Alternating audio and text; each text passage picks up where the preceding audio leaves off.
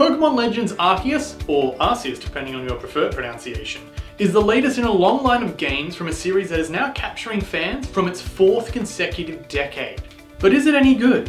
In this review we're going to go through a quick introduction. Actually, we just went through a quick introduction. Who I am, the first 4 hours of gameplay, the next 40 hours of gameplay, my overall thoughts, and then a quick summary.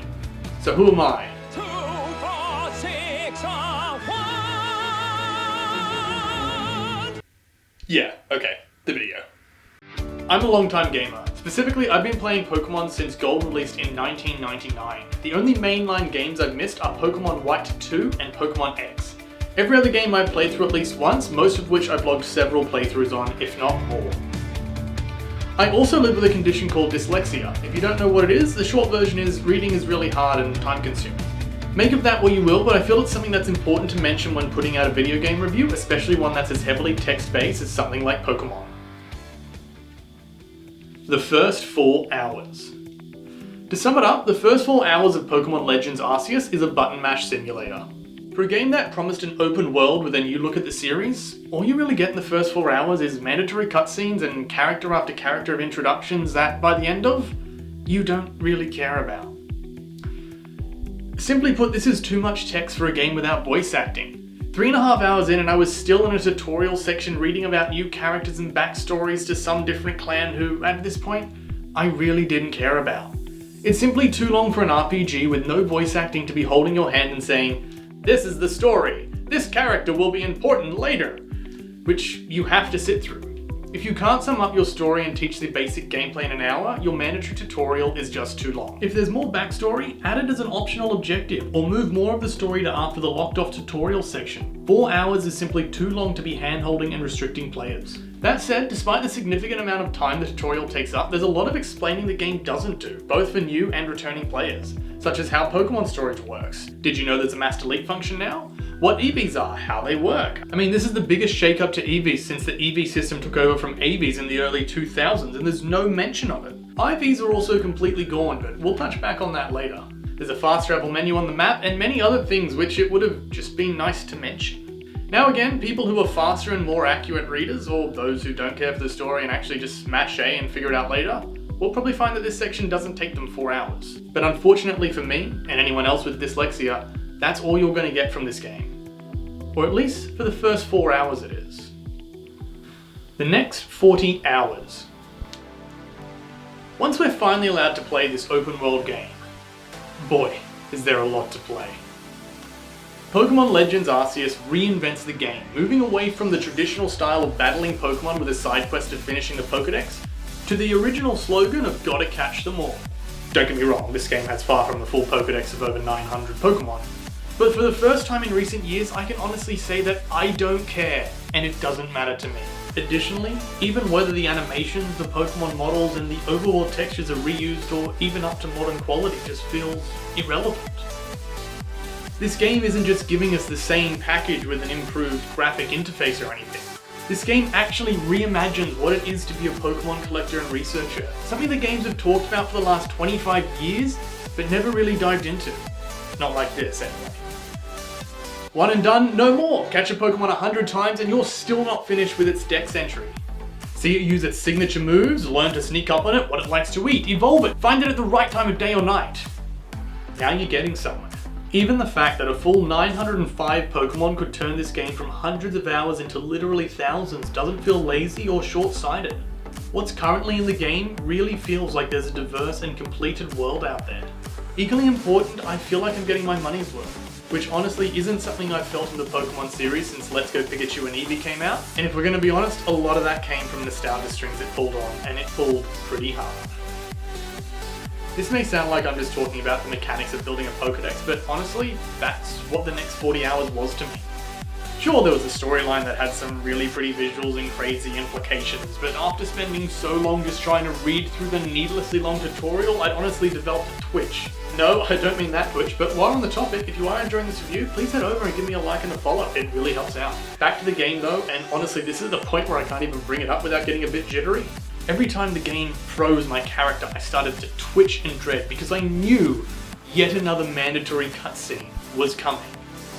No, where my time went, what the game is really about to me, wildly throwing balls at everything that moves, turning the perfect blue waters into a college room dorm to hide my approach. Showing Pokemon what it's like to be ambushed in the tall grass, unleashing my inner drop bear, using moves with the most overkill animations to wipe out unsuspecting Pokemon, having Pokemon use those moves on me, having my own Pokemon use those moves on me.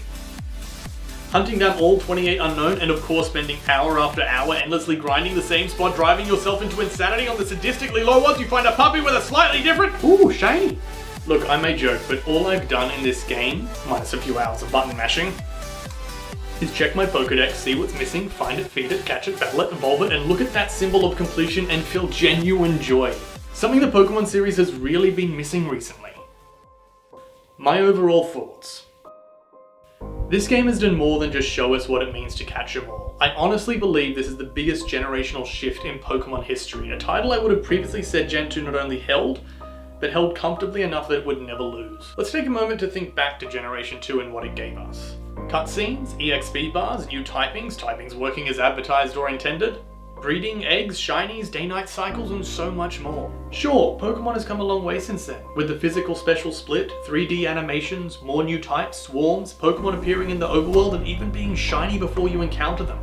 But all these changes happened across many games, spread out over several generations. No other game has changed quite so much in a single instance. For instance, Pokemon Legends Arceus has done away with the IV system. This and the change to how EVs work means any Pokemon you catch you can keep without worrying if some hidden value might be holding it back or making it weaker. And like the original AV system in Generation 1, you can now max out every stat on a Pokemon instead of having to pick just a couple. You can mass delete from storage, something fans have been asking for a long time. To be fair, Let's Go also did this, but it also only had a single box and was really designed as a mirror to Pokemon Go more than a mainline game. This takes us back to the boxing system we've grown accustomed to in the mainline games over the last 25 years. But also, most battles in the game are optional. A Pokemon game without battles. It's also the first ever game with no version exclusives and no need to trade to finish your Pokedex. You actually have to aim your Pokeballs? Once again, Let's Go did explore this, but it took you to its own screen and had a very different mechanic, while this keeps you grounded in the reality of the game world, sometimes literally dodging fire while you throw. You craft your items. It's a real open world. I could go on, but I think you get the point. This game has taken the series, flipped it on its head, and I'm absolutely loving it. So, is the game perfect? No. I love RPGs and long storylines as much as the next gamer. But I hated this game trying to tell that story to me in a dragged out hand-holding tutorial section when all I wanted to do was go out and start playing the game that was advertised. To such an extent that I actually started to hate this game and honestly considered putting it in a box, scrapping this review and going back to Mass Effect, which will be reviewed soon, so get subscribed. But that's it. Sure, there were things that annoyed me, like balls failing when you hit a Pokemon that's not enraged yet, spending hours riding on a bear looking for a block to get your own bear, how broken and unexplained the new combat system is, how inconsistent it can be to start combat with a Pokemon. I mean, I could go on, but the fact is, these are just things that annoy me. There's nothing else there that really breaks the game for me, it's just these are the frustrating parts of the game. Things that you need to push through in order to get to what you want, to feel that sense of accomplishment that I mentioned earlier. And let's not forget that this game wasn't something that's meant to be played in just 4 hours. Don't get me wrong, I'm sure there's a whole bunch of speedrunners out there who are going to prove me wrong, but honestly I feel like the main story is secondary to the core mechanics of completing the Pokedex, and you haven't really beaten this game just because the end credits start to roll. In short, Pokemon Legends Arceus brings back both the fantasy and adventure sides of the Pokemon series in a way that few games ever truly have in any series. And whilst I cannot give it a perfect score, I can honestly say I've never loved a Pokemon game like this before, and to be honest, I doubt I ever will. In summary, did I like this game? Yes. Yes, I did.